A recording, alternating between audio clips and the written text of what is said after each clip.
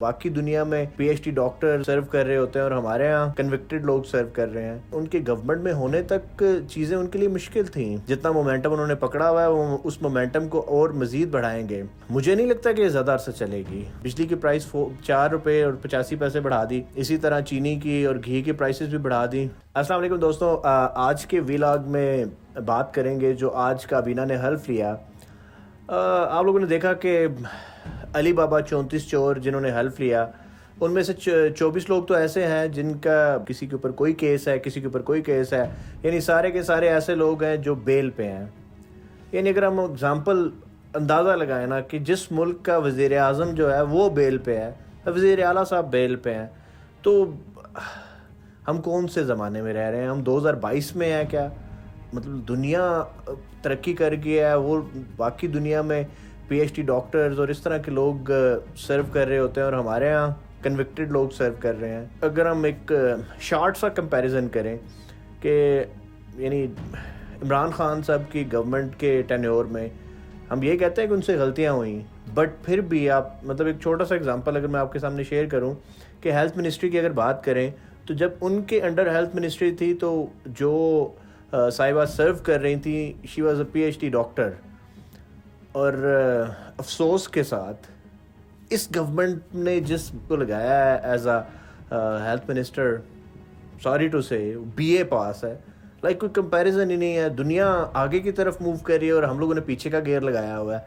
تو بہت معذرت کے ساتھ یہ جو علی بابا 40 چور ہیں, ان لوگوں نے نہ تو کبھی پاکستان کو نفع پہنچایا ہے, نہ کبھی پاکستان کے لیے یہ بینیفیشل رہے ہیں, اور نہ کبھی یہ ہو سکتے ہیں. میں یہ بولوں گا کہ ان لوگوں نے خان صاحب کی بڑی ہیلپ کی ہے. یعنی خان صاحب کا اگر ہم ان کی کہ بیانیے کی بات کریں نا, تو جب تک وہ گورنمنٹ میں تھے ان کے گورنمنٹ میں ہونے تک چیزیں ان کے لیے مشکل تھیں. ایون ان کی پبلسٹی کی بات کریں, ان کے پاپولیرٹی گراف کی بات کریں تو وہ بھی اٹ واز گوئنگ ڈاؤن. لیکن ان لوگوں نے جو بھی کیا, جس طرح سے بھی امپورٹڈ گورنمنٹ یہ لے کے آئے, اس کا بینیفٹ خان صاحب کو بہت زیادہ ہوا ہے. خان صاحب کا پاپولیرٹی گراف اوپر گیا ہے. انہوں نے جو اچیو کرنا تھا وہ بھی اچیو کر رہے ہیں, اور آپ آگے دیکھیں گے جتنا مومنٹم انہوں نے پکڑا ہوا ہے وہ اس مومنٹم کو اور مزید بڑھائیں گے. آلدو ان کے لیے چیزیں آسان نہیں ہوں گی, چیزیں ٹف ہوں گی, بٹ جو سچویشن لگ رہی ہے وہ خان صاحب رکنے والے نہیں ہیں. اور اس گورنمنٹ کو, یہ جو امپورٹڈ گورنمنٹ ہے, مجھے نہیں لگتا کہ یہ زیادہ عرصہ چلے گی. اگر یہ چلے گی بھی تو یہ بہت ان کے لیے سچویشن, ان کے لیے چیزیں بہت زیادہ مشکل ہے. اب آ جاتے ہیں جس وجہ سے انہوں نے خان صاحب کی گورنمنٹ کو ٹاپل کیا بقول ان کے. حالانکہ خان صاحب تو یہ مانتے نہیں ہیں. خان صاحب یہ کہتے ہیں کہ جی فورن رجیم چینج تھا. بٹ اگر انہی کی بات مان لی جائے کہ مہنگائی کی وجہ سے انہوں نے گورنمنٹ کو چینج کروایا, ایک کامن پاکستانی تھوڑا سا پڑھا لکھا بھی ہے نا, اس کو یہ چیز پتہ ہے کہ یہ جو مہنگائی ہے نا, اس میں نہ تو خان صاحب کا کوئی قصور ہے اور نہ ہی ان لوگوں کا کوئی کمال ہے کہ ان لوگوں نے آ کے کوئی مہنگائی کو کم کر لینا ہے. انٹرنیشنلی چیزیں مہنگی ہیں. انٹرنیشنل مارکیٹ میں جہاں پہ بھی جا کے دیکھیں نا تو مہنگائی, اگر آپ یو ایس کی بات کر رہے ہیں نا, امریکہ میں ہسٹری کی سب سے زیادہ مہنگائی اس ٹینیور میں ہے, جو بائیڈن کی گورنمنٹ کے ٹینیور میں. تو یہ جو مہنگائی والی بات کرتے ہیں نا, یہ جو رونا روتے ہیں, یہ فضول بات ہے. ایون آتے ہوئے ابھی ان کو جمعہ 4 دن ہوئے ہیں, انہوں نے سب سے پہلے کیا کیا؟ سب سے پہلے آتے ہی پیٹرول کی پرائسز ابھی تک انکریز نہیں کی ہیں. بجلی کی پرائس 4 روپے اور 85 پیسے بڑھا دی.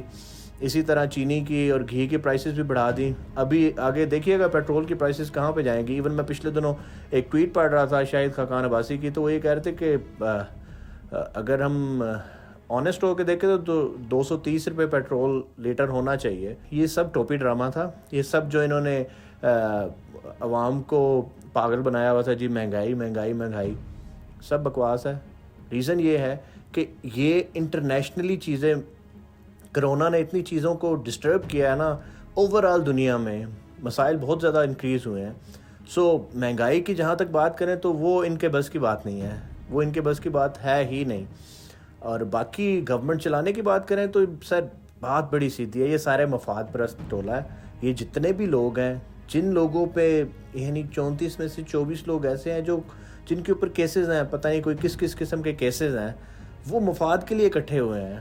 اگر ان کی 2018 سے پہلے کی ایک دوسرے کے بارے میں سپیچز سن لیں تو آپ لوگ آپ لوگوں کو پتہ ہے کیا کہتے ہیں ایک دوسرے کو چور کہتے ہیں, ڈاکو کہتے ہیں, پتہ نہیں کیا کچھ کہتے ہیں ایک دوسرے کو.